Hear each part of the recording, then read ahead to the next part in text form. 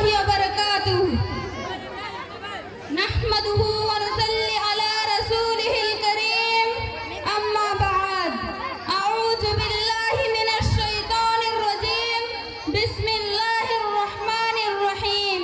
कुल हुवल्लाहु अहद, अल्लाहुस समद, लम यलिद व लम यूलद व लम यकुल लहू कुफुवन अहद। मोहतरम सामीन इकराम, इस वक्त हम आजाद हिंदुस्तान में जी रहे हैं। 15 अगस्त 1947 ईस्वी को हमारा मुल्क हिंदुस्तान अंग्रेजों के गुलामी से आजाद हुआ और 26 जनवरी 1950 ईस्वी को हमारा मुल्क जमहूरी मुल्क बना। बाबा साहब अम्बेडकर ने कवानीन लिखकर तकरीबन 200 साल के मुसलसल कुर्बानियों के बाद आजादी का दिन देखना नसीब हुआ। भारत का चप्पा चप्पा खून से लाल है। आजादी तक लाखों अफराद, उलमा व खवास ने जान व माल की कुर्बानी दी है। अंग्रेजों ने फांसियों पर लटकाया, काला पानी में बरसों काट रखा, मुसलमानों की जायदादें जब्त की गई।